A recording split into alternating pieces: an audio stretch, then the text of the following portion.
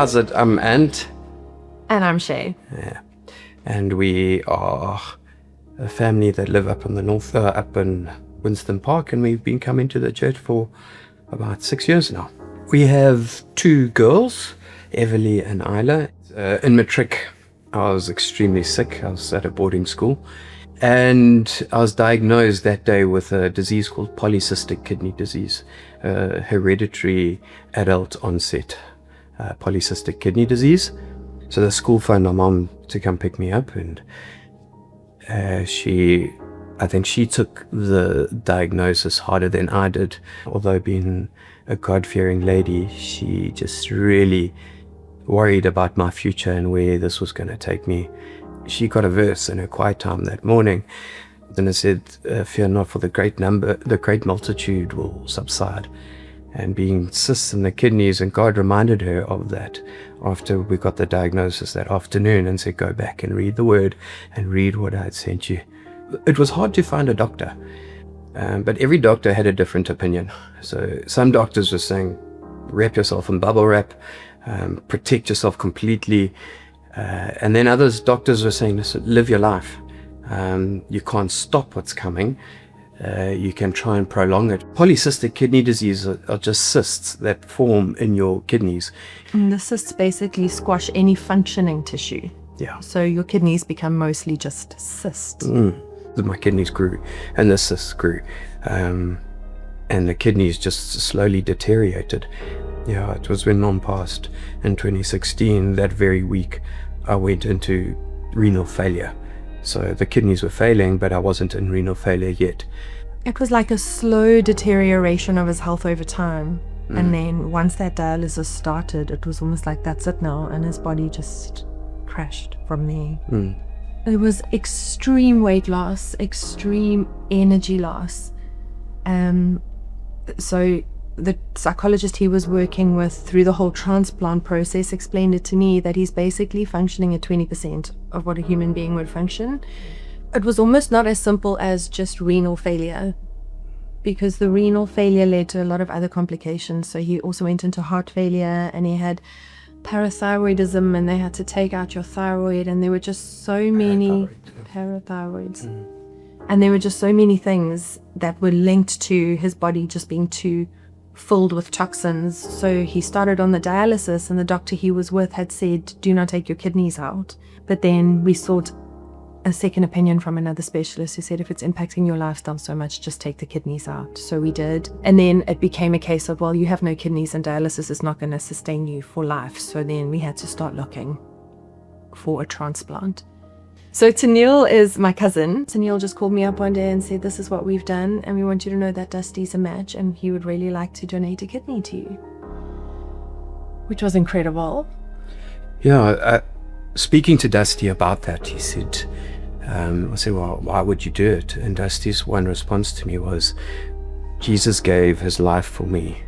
The least I can do is give my kidney to you. And so that was profound. There's no words of gratitude that you can give to something like that. I mean, it's just it's a selfless act. For someone to come through like that was just, there are no words. It was the most incredible thing. Yeah, we saw Christmas at home, and it was, I didn't need dialysis for the first time in years. There were just surgical complications and septicemia, and that was when Dusty's kidney, they say, went to sleep. It never actually rejected, but it went to sleep. It just stopped working. We had about 4 good months with that kidney. Changed doctors, went up to a complete new team at a different hospital, and back on dialysis. It was almost worse than the first time. His body crashed harder than it ever had. His blood pressure was tanking so low that he would be walking and then just pass out and hit the floor. It was horrendous. Ended up with seizures. After seizure. It was serious. It was serious. And Ellie is a friend of ours who had stepped up as a donor the first time round, but she wasn't as good a match as Dusty. She then immigrated to the UK. It was really hard to make the call and say, would you still be willing? And of course she said yes, definitely. Logistically we had to figure that out, but she came through. She was incredible. So she was the second kidney donor. So now I sit with 2 different people's kidneys in my body. And we believe that Dusty's is still there for a reason. We didn't take it out. When we were meeting, or when we were going through the low, people describe this spoons analogy with us. It's basically this idea that you've only got so many spoons in the day, and your spoons are your energy, and you need to choose how you spend your spoons. So the analogy comes from a woman who had a chronic illness, and she would say that for her, just showering, washing her hair, brushing her teeth, if she's got 15 spoons in a day, that's 5 of them. So she had to be really aware of what she chose to do with each of those spoons. It's this awareness kind of this conscious choice of, what do I choose to use my spoons on? What is a worthwhile use of my spoons? Yeah, where are you investing yourself with what little you have? I think that idea of the spoons, just, it makes you ask yourself what really matters.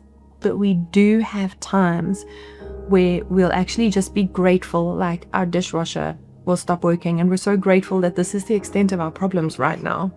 So we do have a lot of awareness and gratitude for day-to-day problems, that they're not bigger. But we do also sometimes remember, like, if the girls want to go ride their bikes, to kind of, every now and then when we're tired, we'll do it another day, and we'll catch ourselves and say, there was a time where riding bikes wasn't an option. There was zero energy. How are we choosing to use the energy we do have? Let's go ride the bikes. As cliche as it is, you find yourself in that, being busy all the time. But going through the experience we have gone through, it is good in that we can see that we know what we didn't have. Because up until that point, I never believed I was going to die. And then the doctor said that, and I do remember thinking, though, that I needed for my family to be set up, so generating wealth in whatever way it was going to be. We were in such intense survival mode. I think it very much just stepped into the practicalities of, well, what do we do? How do we stop this from happening? But as much as your fear was provision, mine was, my kids aren't going to have a dad. Just our fourth family member is going to be missing. We won't be whole. Just this intensity of desperation. It can't happen. And God so clearly said to me, I am your provider. So I drew on that a lot throughout the entire time, and I would remind you from time to time as well. Through everything, renal failure, heart failure, I think he had over 30 different procedures of different kinds over about 8 years, and the fact that he didn't die, that in itself was God. I went through a stage and I was sick. I remember God said to me, he says, get out of bed. And it's like, no, it's my own mind. I mean, I'm exhausted from dialysis. God said, get out of bed and go to the window. And I got out of bed and I stood at the window, and I was overlooking Hilton, all the trees and things there. And he said, the sun was rising, and he just said, I will heal you. And it was like voice to me, though. It was like, it sounded like audible. And I went, thank you, God. Thank you. Like a real strong message when I really needed it the most. Over time, it was just understanding that healing doesn't necessarily mean that God is going to heal his existing kidneys and they'll be fine. Healing meant walking the journey, having the transplants, and being well at the end. So just that mindset shift of what healing might actually look like for us. Also, there's been healing for other people in this journey. It's not just for us, but it's other things that other people have gone through that we've been close with. I feel like Jesus isn't only on the pages of the Bible. Jesus is in every day. If you choose to see that, if you look, I mean, even just retelling our story now, there have been so many moments that we've made it through that we didn't even realize. And if you look, he's there all the time.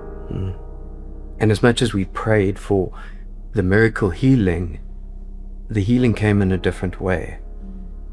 And it's not always what we think it's going to be.